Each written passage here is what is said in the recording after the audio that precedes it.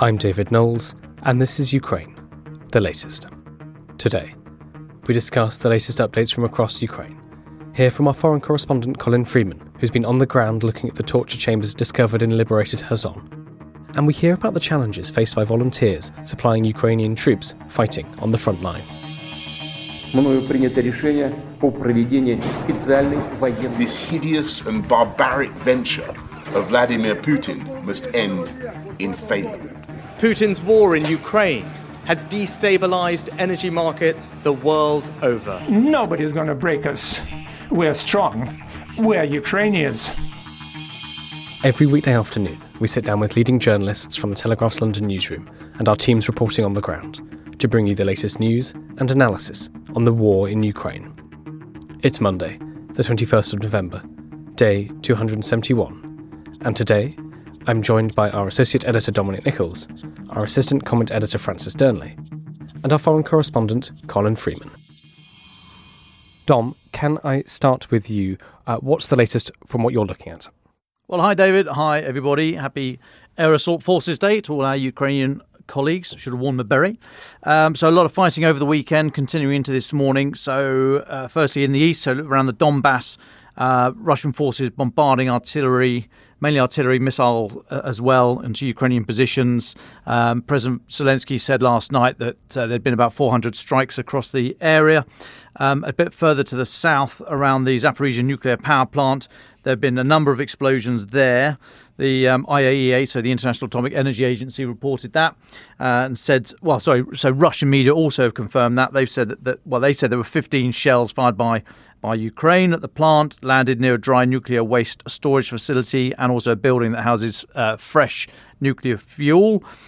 This is according to TASS. They're saying no signs of a nuclear leak. So that's the Russian version.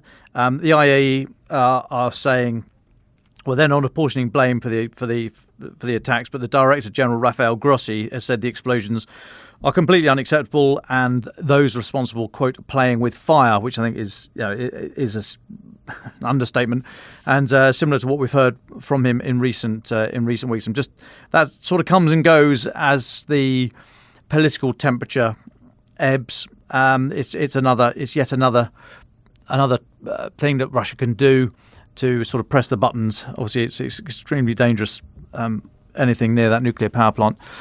And then this morning in Kherson, there's been a number of multiple launch rocket strikes, so MLRS or GMLRS, the guided MLRS version, although we don't think Russia are firing many guided munitions at the moment. It's mainly either dumb bombs or just the standard MLRS. There are reports that the Ukrainian government are looking to evacuate civilians out of the city now. I mean, they've held it for a number of days. However, it's only the river, which is a very formidable obstacle, obviously, but it's only the river, so not great distance, that separates Ukrainian forces and Ukrainian civilians in the city from Russian troops, and hence, they are still extremely vulnerable to this indirect fire. So it's likely that Ukraine will look to get their citizens out. Separately this morning, Ukraine's Office of the General Prosecutor said that they had identified 4 torture sites, what they're calling sites that have been used for torture in Kherson, and connected, although slightly separate. The Spanish Prime Minister this morning has told NATO Parliamentary Committee meeting in Madrid that Spanish police are going to be deploying to Ukraine to help investigate these alleged war crimes. I've got a little note just to talk about weapon promises and the visit of Rishi Sunak, Britain's Prime Minister, to Kyiv over the weekend, but I'll just take a little pause there. Thanks very much, Dom. Well, Francis, why don't you start off by talking a little bit about Sunak's visit, and then Dom can add his thoughts at the end of that. Good afternoon, everyone. So Rishi Sunak, of course, made a surprise visit to Ukraine on Saturday to meet with Volodymyr Zelensky. He arrived in a rather snowy Kyiv, saying that he was humbled to be in the country for his first face-to-face meeting with the Ukrainian president. A video was released by Downing Street that showed the two leaders sharing a warm embrace outside the presidential palace before heading inside to meet senior Ukrainian officials and to have a one-on-one. And as part of this meeting, Mr. Sunak announced that there would be further £50 million in support package of defence aid, comprising around 125 anti-aircraft guns and technology to help Ukraine counter Russia's Iranian-supplied drones. So offering things like radar, anti-drone technology, etc. And there was also lots of warm words about the importance of democracy and what Ukraine is fighting for. He said, and I'll quote directly, it was deeply humbling to be in the country and that he was proud of how the UK had backed Ukraine since the beginning of the war. I'm here today to say the UK and our allies will continue to stand with Ukraine as it fights to end this barbarous war and to deliver a just peace. While Ukraine's armed forces succeed in pushing back Russian forces on the ground, civilians are being brutally bombarded from the air. We are today providing new air defence, including anti-aircraft guns, radar and anti-drone equipment, and stepping up humanitarian support for the cold, hard winter ahead. And then President Zelensky tweeted his thanks to Mr. Sunak, saying, with friends like you by our sides, we are confident in our victory. Both of our nations know what it means to stand up for freedom. So just one more final word on this before turning to Dom's thoughts. I think just important to contextualise this for listeners perhaps who haven't tuned into the podcast in recent weeks. There was some concern over the Prime Minister Rishi Sunak's stance on Ukraine. Some felt that his remarks outside Downing Street when he took power only a few weeks ago now were a little more vague on the matter of Ukraine than his predecessor Liz Truss. But this clearly is a statement of intent that with him as Prime Minister that he will be as robust on Ukraine as his immediate predecessors Liz Truss and Boris Johnson, and at least publicly.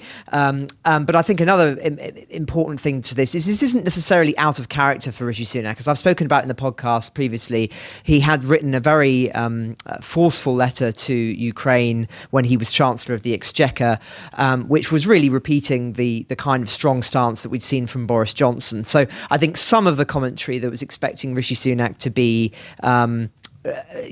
much more ambiguous on the matter of Ukraine have been silenced by what we've seen over the weekend. Thanks, Francis. Dom, what would you like to add to that before turning to your other updates? And then we'll go to Colin.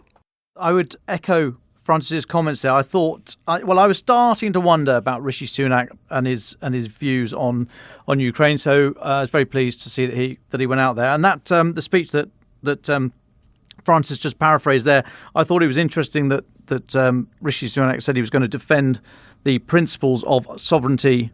Saying that Kyiv are defending the principles of sovereignty and democracy.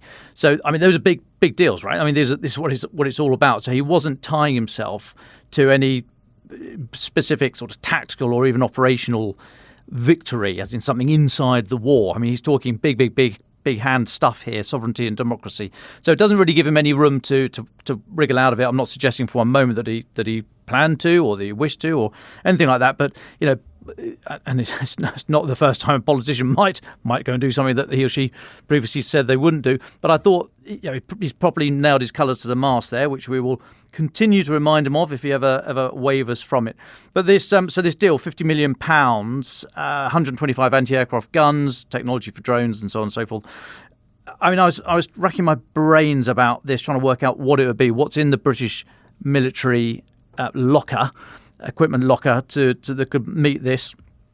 I kind of came up with a bit of a blank. It's been a while, and we haven't had sort of anti-aircraft guns as such. I'm thinking of the kind of things that we would use in the air defence role. I mean, you wouldn't really describe them as guns. So reached out to some trusted sources, and a Whitehall source, we'll go no further, said that these would be old school, almost flak guns. My source's words. Flak gun being fairly old, thinking Second World War vintage. I mean, it's not that, I'm fairly certain, as in it's not Second World War vintage, but I was told old school type of flak gun, surprisingly effective against Shahed 136 in decent numbers and with plentiful ammo. Now, the thing about the Shahed 136, the Iranian-supplied drone, is they are low, slow, and quite noisy. So yeah, they've got we think about a 50k warhead, so they are effective against the small transformer and electrical power substations that we've seen them used against, and they can obviously cause a great deal of damage if they hit apartment blocks and other civilian areas. But they're not massive. They're not sort of ballistic missiles or anything huge, and therefore they're quite old. They're quite vulnerable, and they're particularly vulnerable. But they are very, very cheap. So Iran has supplied, we think, about 2,500 of them. There is a report in the Washington Post over the weekend that said Russia has reached an agreement with Iran to begin manufacturing these drones inside Russia. So they basically bought the rights, if you like, the designs and what have you. So they'll be able to knock some more of these out. So they're very, very cheap. And at the moment, Ukraine have had to rely on fairly expensive air defense systems to defeat them, which is, I mean, it's not just that ain't great, the bang for your buck, no pun intended, but you need those very precious air defense missiles to go after the really big things, the fighter jets and the ballistic missiles and the cruise missiles that are coming your way. So there has been a requirement now for a couple of months, very vocally expressed, that what Ukraine need they just need to put lead in the air. So the German Gepard, for example, is particularly good here. Very popular kit, tracked vehicle, twin 35mm cannon that just shove a huge amount of metal into the air and can knock these things out, or knock out slow moving aircraft. So they were good against. They were designed against sort of helicopters and that kind of thing. But they're also very, very good against these drones. So something of that ilk is what's been required here. And if these, like I say, I still don't know exactly the nature of the equipment, but if they are fairly old school, but they are very good at chucking rounds into the air, and they are being supplied in decent numbers with plentiful ammo, as my source suggests, then that's kind of in the right direction. So I think this is a good move. They'll need more because they are point defence, as in you put them next to something that's very that's critical to you. They can't, their range, if they can't go very far, they're just, imagine just firing a rifle into the air, it's not going to travel a huge distance. And it's somewhat similar here. They'll probably be going a bit further because the muzzle velocity will be higher than a rifle. But even so, you're not covering a huge area. So you need to defend a particular headquarters or a particular radar site or a particular, have some number of these things dotted around an airfield. So they're used for point defence rather than area defence. And therefore, they will get soaked up very, very quickly in a country the size of Ukraine. So this is good. More are needed from Britain and elsewhere, but this is exactly the kind of thing that Ukraine have been crying out for in the last few weeks to counter specifically the Shahed 136 drone, and especially so if Russia are now saying that they're going to be designing and building these things themselves in Russia. Thanks, Dom. Anything more from Dom or Francis before we go to Colin Freeman? If I could just jump in on just since we're talking about the issue of aid, I think there's been a couple of interesting stories that have come out of Europe this week on the matter of aid. I'll just draw attention to one before turning to Colin, which is on Italy. So Italy's government has asked its parliament to pass a new law on military and civilian supplies to Ukraine throughout 2023. It plans to send aid to Ukraine without seeking parliamentary authorization each time on the basis of a decree that expires at the end of the year. So essentially, it's an attempt to renew things in a manner that means that they can continue to provide support without continually going back and forth to Parliament. Now, why is this significant? Well, of course, Italy has been one of the question marks with regard to Ukraine. There's been concern, indeed, that since the election of its new prime minister, that this was a government that was more sceptical and more around the issue of Ukraine, but also slightly more Russian-leaning. But that has not proven to be the case. Giorgia Meloni, the new prime minister, has actually been far more robust on Ukraine than many predicted, despite the fact that one of her immediate predecessors, of course, Berlusconi, is in her government, or is due to be in her government, and has been much more closely aligned with Putin. Indeed, he talked recently, as listeners will recall, about how he felt that Ukraine had been sort of, the aggressor in the conflict, and all these sort of leaks, which were no doubt very embarrassing for the Italian government. So as I just draw attention to that in the context of what's going on with Britain and the issues that Don was just talking about there, that clearly for all of the issues that have been rumbling on, the concerns about resolve weakening over winter, some of these countries that were perhaps a little bit more of a question mark, particularly Italy, are proving still solid on the issue. Thanks, Francis. Let's go to Colin Freeman. Colin, you're out in Ukraine. Where have you been and who have you been speaking to? I am no longer there. I was there until Friday. But my mistake. Sorry. Welcome back. I was mainly, I was all over the place. Actually, I was out somewhere west of Kherson before the Russians pulled out. Then I was up in Kiev for a bit, and then I was down in Kherson itself about 2 days after the Russians withdrew. And we've heard from Joe Barnes, who was also down in Kherson. What did you see when you were there in the liberated city? I went there a couple of times, both on Ukrainian government-organised press tours, I should say. On the second occasion, I'll mention this. We went to what was actually a police station that was being used by the Russians during the occupation to interrogate and, in some cases, torture Ukrainians who were suspected of either pro-Ukrainian nationalist sympathies or actively colluding with the Ukrainian military to tell them where Russian positions were so that they could be shelled, or working with the pro-Ukrainian partisans who were sabotaging the Russian occupation. This police station, it's a sort of drab pre-detention centre-looking building on a street whose official name, I think it was a Soviet-era name, was Electricity Workers Street, which was rather apt, actually, because there were some novel electricity workers in there from the Russian KGB, it would seem, people who were trained in how to deliver electric torture. We spoke to one guy, a Ukrainian guy who'd spent 3 weeks in there right at the beginning of the war. He was not at all surprised that he had been arrested. He said he was on a list of ex-Ukrainian military servicemen that the Russians had somehow got their hands on, and they turned up at his house and took him in for questioning. And he said, what I now know is a sort of has now become a somewhat familiar story after interviewing a number of these people, where some sort of metal clip was attached to his ear, and then another metal device attached to his hands, and then electricity applied. He said it was the most exquisite sort of pain you can imagine. There seems to be one thing these torture sessions have in common is that they seem to feature some sort of wind-up black box that doesn't require a mains electricity supply, which is used as some sort of generator to power the electric current that is used in these torture sessions. It looks apparently rather like an old school dial-up telephone. You kind of dial this dial according to how much power you want to deliver through somebody. And I've read here and there, I don't know this for certain, that in sort of KGB circles, it's known as making a telephone call to Putin.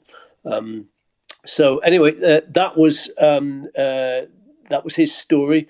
He was there for about 3 weeks and eventually released. Other people were apparently not so lucky. Neighbours in the area apparently said that they saw several people being taken out in white shrouds, who they presumed had been tortured to death while in there. And I believe I'm right in saying that there's at least 4 of these detention centres have been found around Kherson already, and it's expected that many others will probably emerge as time goes on, as Ukrainian prosecutors, who are already crawling all over the area, continue their investigations. It's a rerun, really, in many ways, of what we've seen in places like Bucha and Irpin, with mass graves being discovered and all the usual sort of atrocities and mistreatments that we've come, unfortunately, to expect from Ukraine, from areas under Russian occupation. Thanks, Colin. So you write in your piece that it's now being treated as one large crime scene by Ukrainian prosecutors. Could you give our listeners just a sense of what that means in practice? What did you see? What was the kind of activity you saw going on? When we were there, we were able to access a number of the cells on the lower floor of the building. They were covered. They looked like they'd had people living in them full time. They were covered in litter and sort of mouldy-looking blankets and various other detritus. Looked like they'd been squatted or something. My sense, and I'm not sure, was that was possibly not the cells where people were actually detained, because My guess, having had the misfortune for this to happen to me once myself, is that if you had an area where you were using as living quarters, you would probably keep it relatively tidy if it was you staying there. I think they were the cells where the Russians were being billeted themselves, because they look like some of the areas of the trenches and other foxholes and other places that we've seen where Russian soldiers have been living, really just sort of casting out all their kind of detritus around them. We were not allowed to go upstairs to the upstairs area of the building. I suspect that's possibly where some of the torture was actually carried out. We did not see any manacles, any other bits and pieces of torture gear lying around, although I'm told that other people who accessed Kherson at other times have done. So what we've been told is that all these areas are under investigation, and this will all go towards expanding the already fairly fat dossier of documented war crimes allegations against the Russian forces. And just outside of this building, what else did you see in Kherson and in Kyiv? What was the atmosphere like in the streets? Who did you speak to? In Kiev, I was there for a few days, not long after there was the latest big round of drone bombings and other aerial bombings. I have to say, Kiev did not feel a great deal different from any other time I've been there, and I've been there several times this year. Life seemed to be ticking on very much as normal. There were air raid sirens every now and again. Nobody paid much attention. And the streets of Kiev in the evenings, I was out on a Friday night, were packed with people, busier than I've ever seen it, all going out, not doing emergency shopping or anything like that, but going out and boozing, eating in restaurants and so on and so forth. So life there seems to be very much as normal. There are power cuts here and there, but in the city centre where I was staying, I did not notice any of them. I think if you've got a large building with a generator, etc., then you're relatively insulated from that kind of thing at the moment. Colin, one last thing before opening the floor to Dom and Francis. You've done a bit of reviewing. There's a new collection of speeches by Volodymyr Zelensky that's been released, or being released, I should say. You've read it. What stood out to you? Yes, well, this is what I suspect is probably the first of a rash of books being published, either ahead of Christmas or otherwise, largely to sort of cash in on Ukraine mania, I suppose you could say, amongst the reading public, people wanting to catch up on on the conflict, all the things that they've missed, and also a bit of Zelensky mania. So this is a book published by Penguin, I think it was, 16 of his best speeches. They include an address to Parliament, an address to Congress, various other places. Although in the foreword, which is perhaps one of the most interesting bits of the book, they make the point that perhaps his most memorable speech lasted just 30 seconds, and this was on the Friday night. The invasion was on the Thursday morning. This was on the Friday night when it was widely rumoured that he had already fled Ukraine, and Zelensky and about 3 of his close advisors appeared on a street corner somewhere in the dark, and he spoke into his iPhone, recorded a brief selfie saying, "I am still here. My government is still here. Civil society is still here. We are going to stay and defend Ukraine. This is going to be how it is from now on."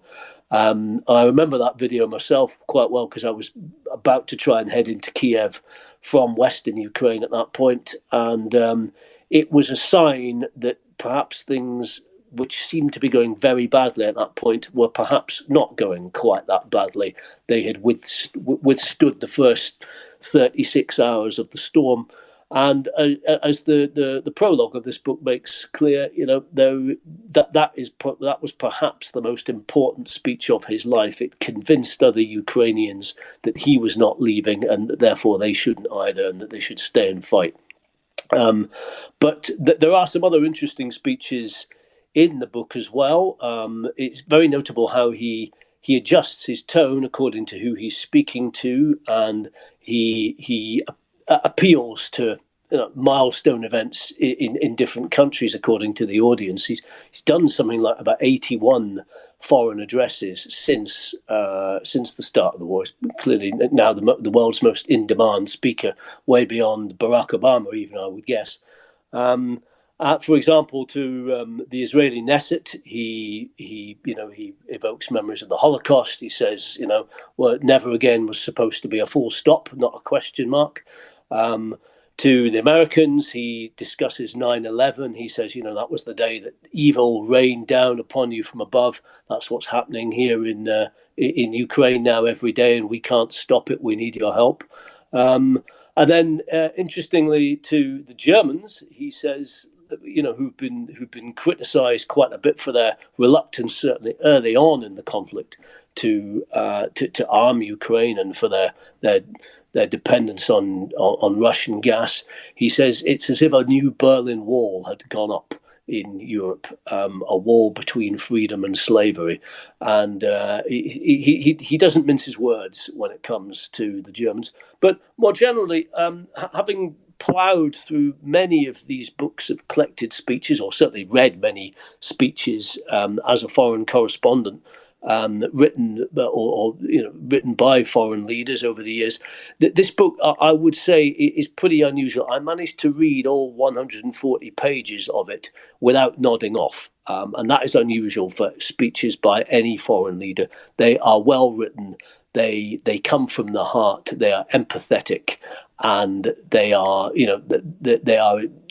certainly, I think, will probably go down in memory as being speeches that very much rose to the occasion. You can imagine, for example, perhaps not necessarily ordinary Telegraph readers settling down with a copy of these, but schools and colleges picking these over in years to come and looking at the speechcraft, looking at the way that they're written and the appeals that they make.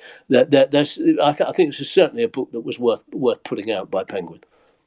I do have a question for Colin, actually, just on the back of what he was saying there about President Zelensky's speeches, which is, does it say in the book whether all of the speeches were written by Zelensky himself, or whether there were a team of speechwriters who were involved in the writing of them? I know from my own experiences working in politics that it's quite common for, say, a leader or a member of parliament to say to their team, here's the essence of what I want to say, but then they leave it up to their aides to write it. I used to be one of them. So I'm just wondering if it is genuinely him, or if there is a team of people who are working on these.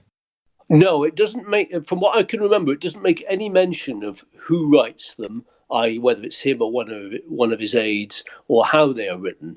I wanted to know the answer to that, just like you did, actually. So I did some research, and from what I can tell, this is from an article in the Observer some months ago, they're written by somebody called Dmytro Litvin, who was a 30-something ex-magazine columnist who works in Zelensky's team.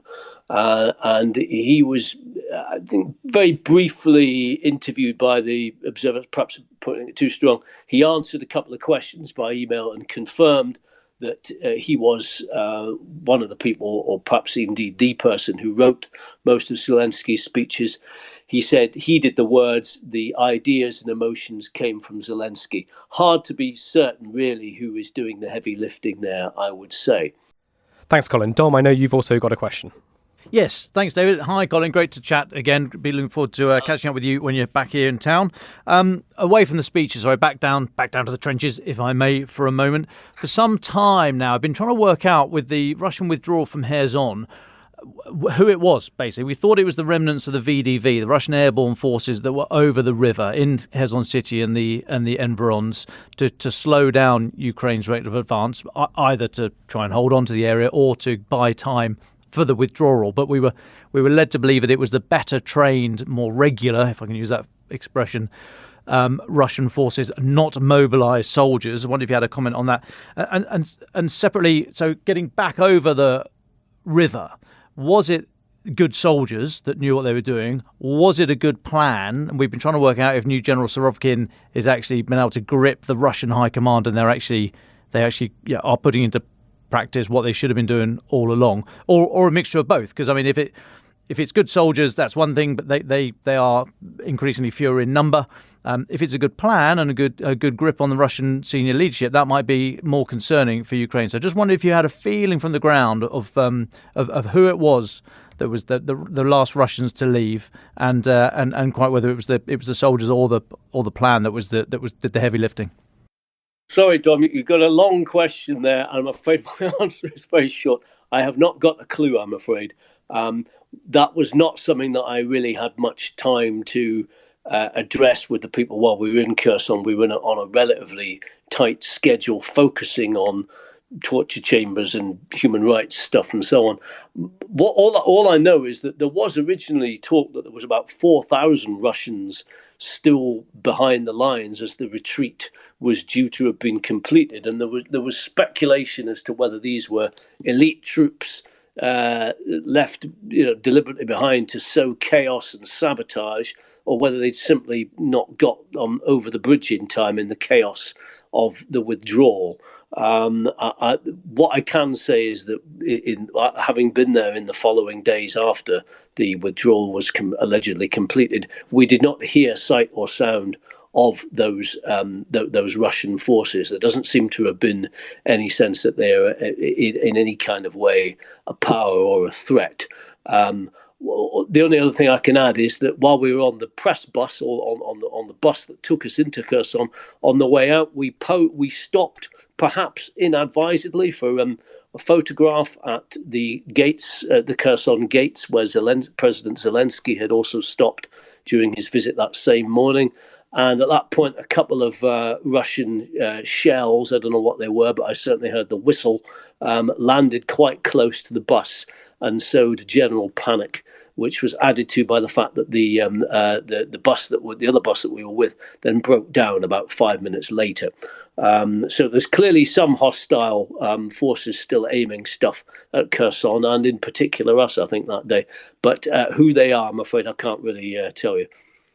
No problem. I must apologise. That's the sort of soft, comfy London question, because I keep getting asked questions like that from the news desk here about what's Putin thinking, when's he going to press the buttons. I don't know. I have no idea. So I do apologise. That was it was a bit of a hospital pass of a question, but it will be interesting to see now, given the pressure up in the Donbas and Russia's almost, well, I wouldn't say desire, necessity for a battlefield victory. They will use what troops they've got out of Kherson somehow, somewhere, I think, to try and get something, maybe around Bakhmut in the centre. So if it was VDV, the airborne forces that were in there, we might see them cropping up in the centre in the next couple of weeks. But no, again, I apologise. It's one I will watch, and I'll try and be better with my questioning in the future. Cheers, Colin.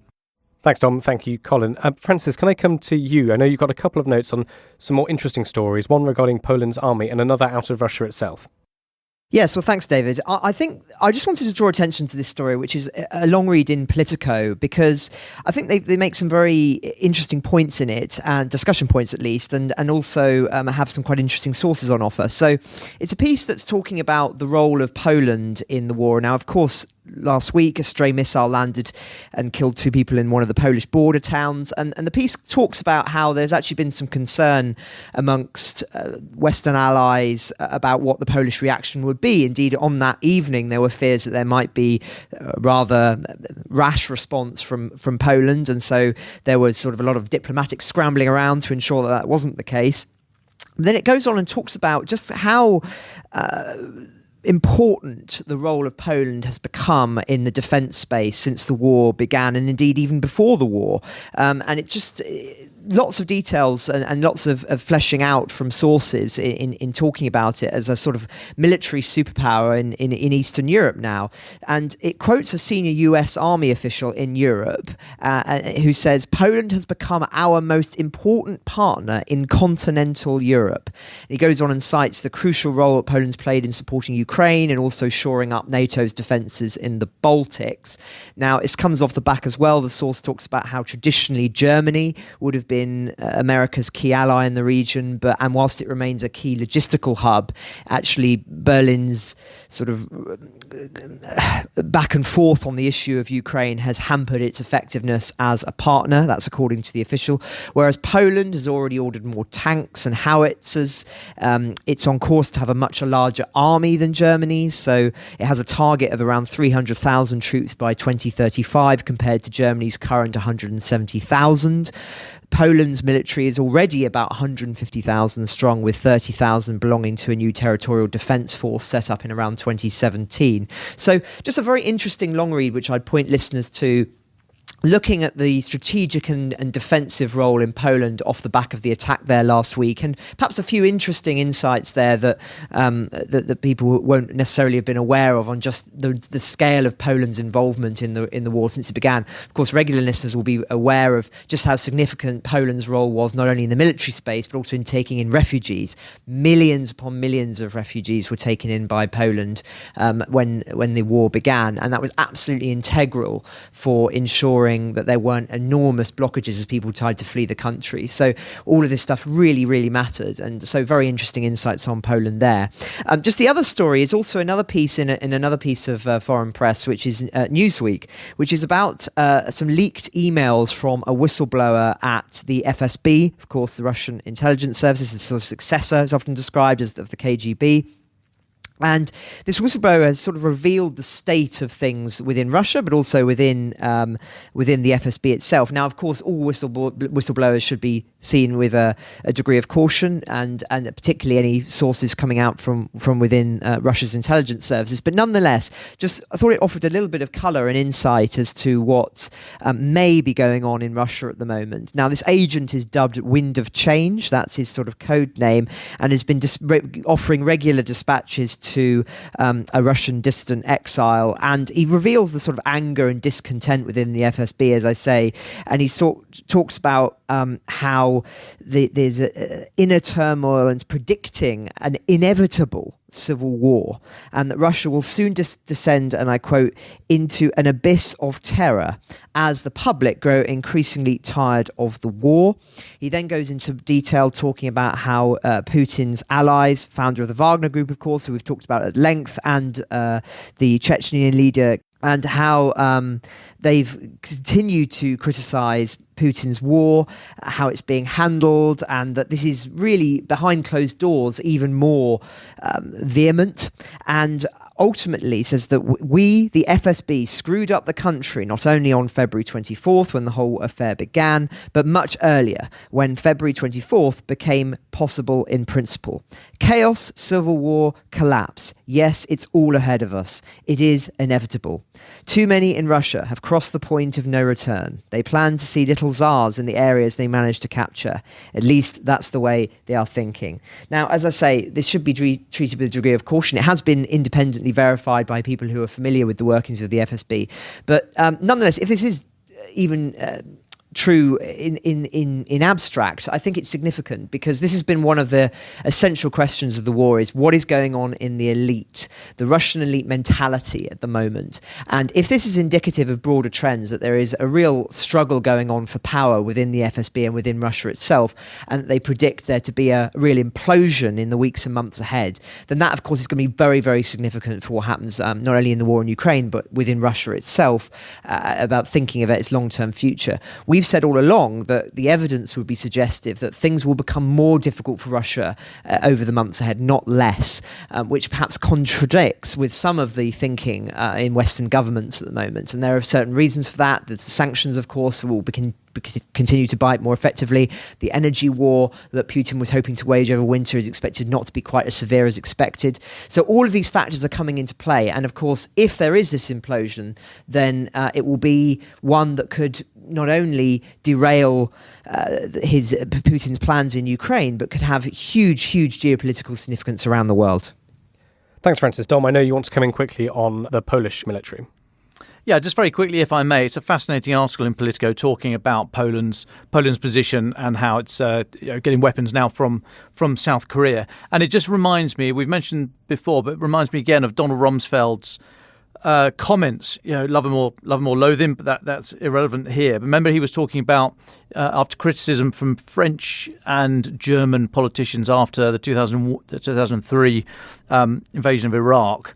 Donald Rumsfeld was pushed back on the criticism, saying, "Oh no, that's the old Europe. That's old Europe," and he was appealing to new Europe and talking about security dynamics in that regard. Caught everyone a bit by surprise. No one really knew what the hell he was talking about. But actually, it is now interesting to see that perhaps what he was describing, the new Europe, new defence identity in Europe coming to the fore, with Poland much more muscular. Look at the Baltic states. Look at the Scandinavian states, especially now Finland and Sweden have applied to join NATO. And okay, a few little hiccups with Hungary, but I'm sure they'll be smoothed over. They're going to join, I think, which is going to turn the Baltic Sea into a NATO lake. So very interesting things that are happening here. About where the centre of gravity for European power, hard military power is. And I think Poland are at the forefront of that. Britain has a very close relationship with Poland. We're in all sorts of different defence relationships, including a bilateral relationship. In fact, a trilateral with, name forgives me, excuse me, but a trilateral relationship, as well as JEF, the Joint Expeditionary Force, and NATO, of course. So just very interesting to see where these big ideas are moving. Contrast that with what Rumsfeld might have called the old Europe, France and Germany. We've criticised Germany many times on here, and also applauded them where we think they've got it right. But generally, that sort of idea of the further west you go, the least those countries have lent into the issue about Russia's illegal invasion here. And we know that President Macron is very keen to build up this idea, if not of an EU army, but certainly of a much more muscular pan-European defence identity, possibly because of the French defence contractors. We get a load of that cash. So really interesting to see that actually Poland have gone completely left field, gone out to Korea for some very, very decent equipment, sort of the less high spec, but much more in greater quantities. Quantity has a quality all of its own, somebody once said. I was reading that Politico article, and I thought that's really interesting. There was an echo of Rumsfeld about it. I'll leave it there. Thanks very much for that, Dom. I think we're unfortunately getting to the end of our time together today, so can I just ask each of you, if you don't have any extra updates for us, for your final thoughts? Certainly. Well, regular listeners will be aware of my focus on this issue around illegal deportations of Ukrainian civilians to Russia and Russian-controlled territory.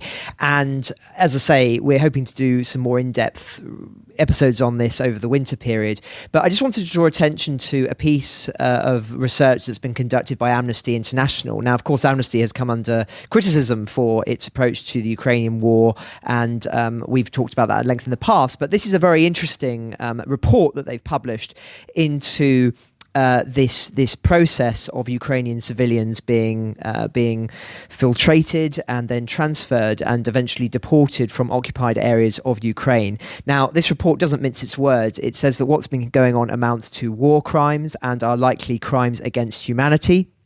The report is called Like a Prison Convoy, Russia's Unlawful Transfer of Civilians in Ukraine and Abuses During Filtration.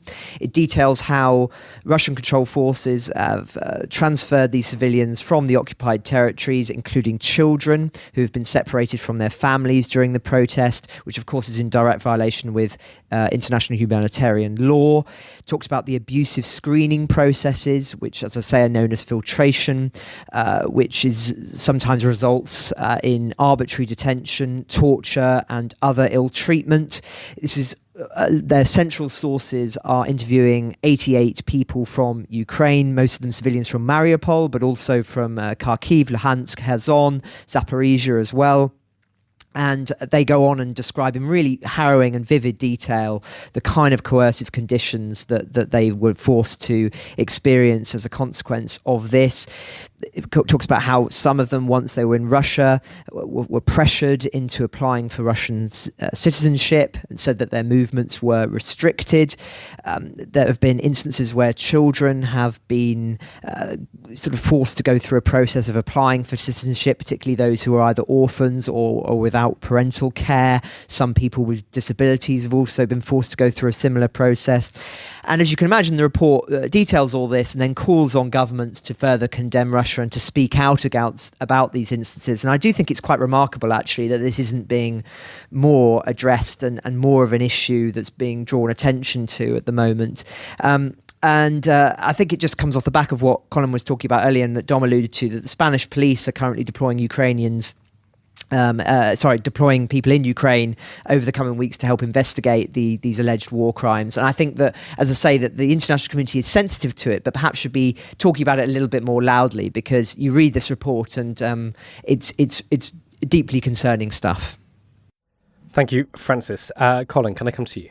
Yes, just finally, listeners will be aware that our new Prime Minister, Rishi Sunak, was in Kiev just recently, and you may be wondering what it's like for world leaders as they take that train from the Polish border all the way to Kiev. It's 10 hours on a very much a bog standard Ukrainian commuter train. Not much fun if you're a world leader used to flying around in private jets and travelling everywhere in a limousine, but very necessary if you're travelling through Ukraine. There is no airspace is closed. And if you're a world leader, it's not really considered safe to be travelling around in a big armoured convoy with sirens blaring and everything. A very obvious target for the Russians. So what they do is they travel into Kiev by the train, 10 hours, usually overnight on the cover of darkness. Not much fun at the best of times, but there is a consolation, which is that one of Ukraine's top chefs, a chap called Yevgeny, or Eugene rather. Yevgeny is a sort of alternative way of pronouncing that name in Ukrainian. Yevgeny Klotopenko, who is kind of Ukraine's answer to Jamie Oliver. He realised early on that foreign leaders were coming in on this train, and he decided to make their journey a bit more comfortable by providing them with very, very top-class Ukrainian cuisine. This is partly just so that they don't want having to make do with sandwiches or the Ukraine's answer to a British rail pork pie or something, but also just as a way of exercising some soft power and charming them, hopefully into providing more support, more military support, more finance for Kiev than they might otherwise get. And so he's been preparing all sorts of fancy Ukrainian meals, river trout, various Ukrainian cheeses from the Carpathian Mountains, pancakes, dumplings, and everything else. His first guest, apparently, was Boris Johnson. He wasn't even told in advance that it was going to be Boris Johnson. He was just going to be told it was a very special guest and a very special friend of Ukraine. And so he's been giving them this food ever since. So the journey is not quite that bad, it would seem. And judging by the amount of support Ukraine has been getting in terms of military support, it certainly seems to have worked. As you could say, the way to a world's leader may be through his heart, but it is also through his stomach. Anyway, we've interviewed this aforementioned chef for the paper a few days ago. So if you want to hear more about what he said, just look the paper up online. He is also travelling around the UK as we speak, doing some fundraising dinners. So you might, if you're in the right part of the world, part of the country, even be able to try some of his food. Well, thanks for that, Colin. Just two things on that. One, that does sound absolutely delicious, and two, I don't know. I think Dom and I we had quite a, I'd say, very restful and enjoyable evening and morning on the sleeper train out of Kyiv towards the Polish border. Dom Nichols. Oh no, Dom, you've got the final thoughts on that. So I don't know if you want to come back on that at all. Yes, I will come back on that comment about our trip out of Kyiv on the overnight train, David. But I'll take it offline with you later. All I'll leave. The final thought here is I can't disclose when, where, who, or I think we know the why. But keep your eyes out this week. I fully anticipate more news on the international military aid effort to come. Like I say, I won't go into details, but I'm expecting some other news from a number of countries pledging money, training, and equipment to come out in the very near future, which I will obviously keep you posted on. Thanks. Last week, I spoke to a contact who spends their time ferrying supplies to Ukrainian soldiers on the front lines. Their story is fascinating and tells of the challenges faced by Ukraine's armed forces and the bravery of those who give their time and money to send them what they need. We have disguised their voice to protect their identity. Here's our conversation. Why does this war matter to you?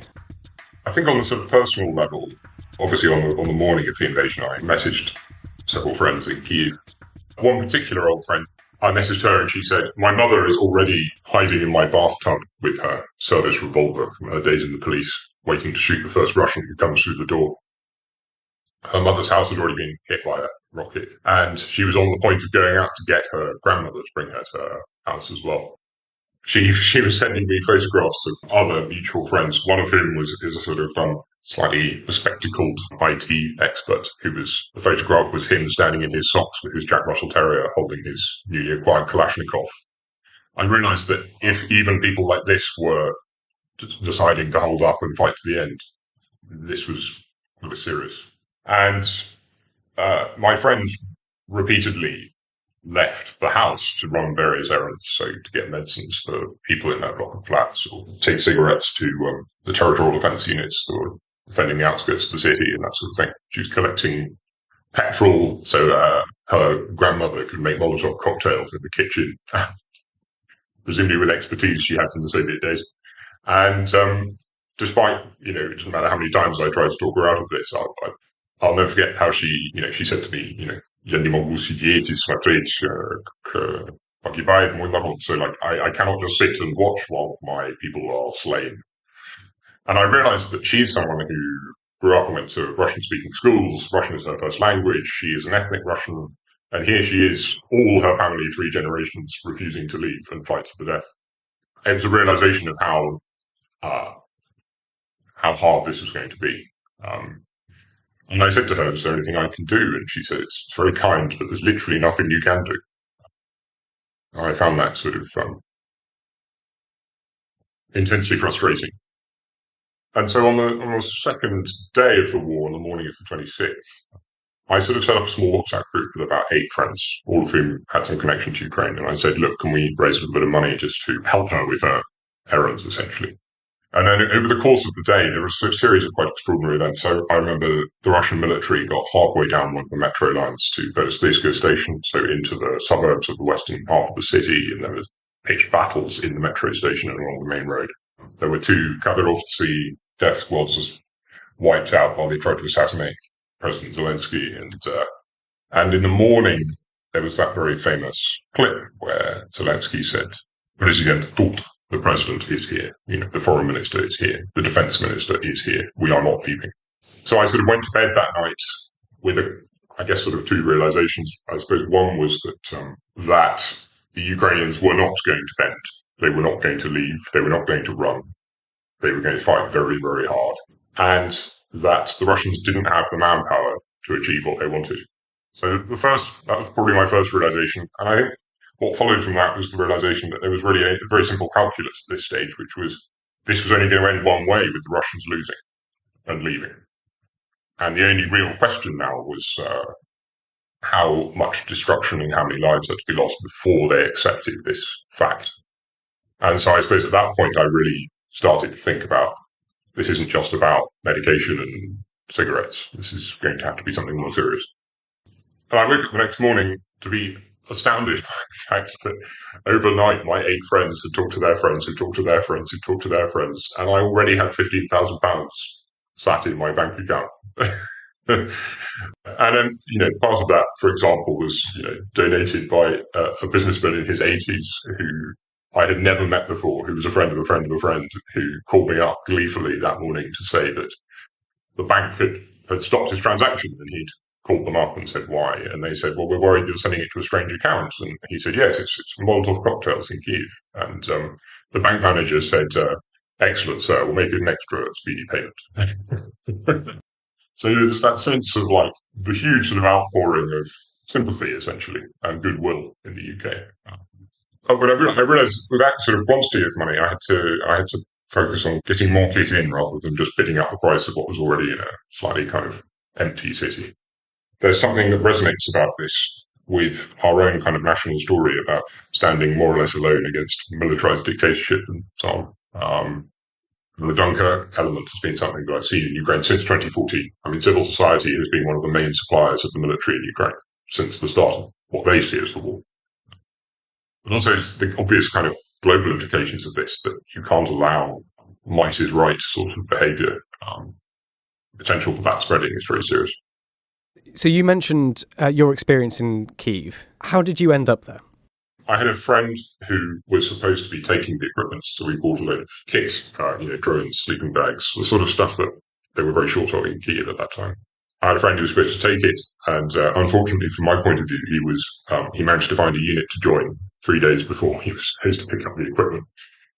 So I ended up having to take it out myself, and a Ukrainian friend of mine in London shared the driving down to the Polish border, and I remember we arrived at the Polish border, and there was a large Polish soldier who came over to the car in this huge queue of cars trying to get across the border, and he said, "What are you doing with all this stuff?" And my Ukrainian friend leant out the window and he said, "To kill Russians." The Polish soldier said, "Excellent, you'll need the green corridor, nothing to declare down there." And so off we went. And I got to Lviv, took a train from Lviv, and there was still a couple of trains a day operating in through the south of Kyiv, because that was the only area where the Russian encirclement hadn't reached. I remember, the hour or two before we arrived into Kyiv, they turned all the power off on the trains, so all the lights were turned off, because the day before they'd been shelled by the Russians, so they were trying to keep light discipline. And when I arrived, there was a Secret Service escort that took me to my flat because it was curfew. The next day, just a huge stream of different soldiers from different units arrived to collect equipment. And they were all coming only half an hour from the front. I mean, they would call me up and they'd say, "We'll be there in 25 minutes." And they'd be coming from Gostomel or whatever to pick up their one drone for their unit. There was a real shortage at that time. It was a very strange time to be in Kyiv, which is normally a sort of gastronomic delight. But on this occasion, there was only 2 restaurants open in a city of 4 million people. My local supermarket was very strange. It had about 3 items available in quite large quantities, but only 3. There was a sort of rye vita bread, and there was some white farm cheddar cheese from England, which I still to this day can't explain. And somehow, by some miraculous process, each morning there would be fresh oysters in a tank by the door. And so I had this sort of slightly rich diet for some days. And obviously some of the soldiers I've been working with, they would be sending me things from the front. And one of the special forces units I had supplied were the first to go into Bucha at the end of March. So there was a lot of footage I got before it became sort of world news. Made me realise something really, really horrific had happened. But I've been in Ukraine and mostly Kyiv for the last 8 months, and it's been a great joy to watch the city slowly sort of return to life. You've talked a few times about the supplies you've been giving to the soldiers. What kind of supplies, in general terms, do you give them? We particularly focus on things that are advantageous to get from the UK. So all of our cargo, for example, is driven down from the UK to the front directly, always in Mitsubishi L200s, which are incredibly popular in this war. They are the pickup of choice for Ukrainian soldiers. And we always buy them sort of second-hand for a few £1,000s, mostly from farmers in sort of rural counties of England, the north and, Devon and Cornwall and so on. And they're incredibly popular in Ukraine because not only they're very cheap, but they're also right-hand drive, which inexplicably is extremely popular. The reason they're so keen on this is because the Russians, whenever they ambush them, always first shoot at the driver. And obviously that means that they shoot an empty passenger seat. The driver can get out of the ambush as quickly as possible. And so far, touch wood, we've had this a couple of times where the passenger seat part of the windscreen has been completely destroyed. But no one's actually been hurt. So we have one car we delivered in April, which has been shot up now twice. It's been repaired, and it's been operating since August with a multiple rocket launch system on the back of the loading bay in Kherson province. I think we also take a lot of army surplus kit. So we get very good value for Xiaomi kit. So Arctic Warfare sleeping bags we're getting for about £20. I think we get probably better value equipment than certainly any other organisation I've seen operating in Ukraine. And we have a very sort of agile system in the sense that 5 days before the delivery is expected in your trench, we can still change what goes into the vehicle. So soldiers can order things, and it's more or less like a slightly slow Amazon service. We often literally ask them to send Amazon links so that we can get the stuff for them. And, to give you a sense of the agility you get, we delivered an L-200 at lunchtime into Kharkiv Oblast in September, which by the evening was being photographed in the encirclement of Liman. So it's the first Russian city to fall, I think, since 1942, depending on your categorization. So we tend to normally take things that we see as sort of force multiplier kit. So there was a very strange period in April, May, where we had a lot of demand for sort of Halford's car battery adapters because Special Forces units needed them to recharge their NLAWs because the sighting systems ran out of charge before they get to fire them. We sent 1,500 lithium batteries for like long-range drones the Ukrainians developing for specific operations. We take a lot of specialist drone parts that are only made in the UK. There's a big community here for that. But also we've made a lot of connections through the funds that have helped a lot. So one of our donors put us in touch with the oldest supplier of Autel drones in Europe, and he's been giving us thermal drones at cost, which he's then been painting for us with camouflage and so on. We managed to get in touch. We managed to set up prosthetics companies, mine clearance organizations, all sorts of things. And we got the sort of mechanic in the UK who so far has managed to check every vehicle that's gone out. And we have, touch wood, had 0 breakdowns en route. You've mentioned a few times that you've been to the front. You've seen some of this war really firsthand. What struck you from your experiences there? I think we're all quite well versed in the sort of damage and the bravery that's being shown out there. I think all your listeners, you've done an excellent job of getting that across, I think. I think one of the things that I haven't seen much in journalism is writing about the sort of remarkable sort of humour and optimism that particularly soldiers still have, despite these very sort of brutalising conditions. It's quite dark humour, but it's strangely optimistic, and I constantly feel slightly ashamed of myself for feeling down about this war when I spend time with soldiers. I think we've all seen Ukrainian resilience. So from day one, I assumed that the Ukrainian army would be, kneecapped basically by, the Russian Air Force and electronic warfare systems. And actually, I've been proved completely wrong. And I would say it goes down from the strategic level right to the individual soldiers. The ability for Ukrainians to put, to have I saw crossroads in Kiev that had been hit by a Russian missile was patched up by the next morning. I saw it for myself. It's their ability to maintain a semblance of normality is quite extraordinary. Funnily enough, I got tickets to the Kiev Opera, which they've somehow managed to reopen in the middle of the Iranian drone strikes. And I was very gratified to see that it was pretty much entirely booked out for La Traviata. I went along and sort of squeezed into the back. And final acts, the third act was sort of prematurely ended by an Iranian drone. And there was sort of the two lovers still holding each other in their arms and singing when the curtain had to come down. And there was a sort of standing ovation before they all very calmly evacuated. Their ability to sort of maintain this sort of element of civilization in the face of all this barbarism is very impressive. But I'd say the other thing that's perhaps surprising is the sort of enduring popularity of the UK specifically. And I don't think that's because of all the kit that we've sent. I don't think we've been a particularly big supplier of kit, in the grand scheme of things, or necessarily our ongoing support. But I think it's the fact that we were the first major Western country to stand with them when they initially felt quite sort of abandoned to their fate in January. I think it'll be a long time before they forget that. I think that sort of power of, we know that from World War II, that power of knowing at least someone is on your side and is sort of rooting for you. I still occasionally at checkpoints, when they see my passport, get sort of wry salutes from soldiers and God Save the Queen, which might be a little out of date, but it's still quite touching. It's one of those few occasions where you feel that Britain's sort of punched above its weight in the way that governments so often say they would like to. You've touched on it a few times, but maybe you'd like to sum up your thoughts. What do you think the future looks like now for this war and for Ukraine? I think it's extraordinarily unpredictable. I think the sort of centralized nature of the Russian government means that, by the time we finish this recording, something may have happened in Moscow and Vladimir Putin is gone in some capacity and the armistice will be drawn up in a week's time. You just don't know. It could be over very soon. It could go on for a very long time. I think that sort of underlines some of the value of funds like mine in the sense that there's that agility and ability to kind of roll with the punches of this war.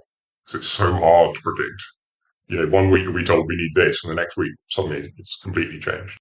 I think it's important thinking about the future as well, just to remind ourselves, put it all in its proper perspective, in the sense that I was talking to my 65-year-old father the other day, and I said to him, do you remember anything bigger than this happening in your lifetime? And he sort of thought for a bit, and he thought, no, I can't think of anything more kind of portentous, that more hangs on than this. And I think we're looking, winter really is coming now. And I've seen winters in Ukraine before, and it is a serious business. It is extremely cold. And we've got a delivery going out in a week's time, which is pretty much entirely medical and cold weather. But at the moment, we're sort of looking forward, fundraising for a big convoy in January, because I think by the new year, we'll have a much better idea of what the Ukrainians have realized they needed that they might not think about now.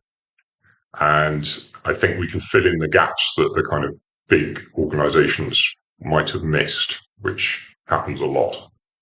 So, I mean, I'd strongly suggest that, anyone who wants to help, now is a very good time to do so, because if the Ukrainians can be that much better supplied, especially the warm weather kit during this winter compared to the Russians, this is one of the best chances they have of, dominating the Russian army without actually needing to even shoot all that much, just surviving, holding ground in a way the Russians are not able to because of their corrupt supply routines. So, I mean, I suggest, if you want to donate, I think there's some amazing Ukrainian funds. I think they're, Sergei Britula Foundation or Covering the Issue, even like Come Back Alive, they're very good. But I'd also urge people, that want to help with our work, whether it's with money or equipment or contacts, or even those who want to give their time, even some people who might want to drive vehicles to the front. I'd urge you to get in touch by email. And the email address is ukraine.equipment@gmail.com. Well, thank you so much for your time. That was absolutely fascinating. Ukraine the Latest is an original podcast by The Telegraph. To stay on top of all of our Ukraine news, analysis and dispatches from the ground, subscribe to The Telegraph. You can get your first 30 days completely free at telegraph.co.uk/audio. You can also listen to this conversation live at 1 p.m. each weekday on Twitter Spaces. Follow The Telegraph on Twitter so you don't miss it. If you enjoyed this podcast, please consider following Ukraine the Latest on your preferred podcast app. And if you have a moment, do leave a review, as it helps others find the show. To our listeners on YouTube, for reasons beyond our control, there's sometimes a delay between broadcast and upload, so if you do want to hear an episode as soon as possible, it's available on your podcast apps. Please search for Ukraine the Latest on Spotify, Apple Podcasts, or your preferred app, and check out the Ukraine page on the Telegraph website. As ever, you can get in touch directly to ask questions or give comments by emailing podcasts@telegraph.co.uk. We do read every message. We are especially interested to hear where you are listening from around the world. Ukraine the Latest is produced by Louisa Wells and Giles Gear, and on Twitter, Jaden Irving.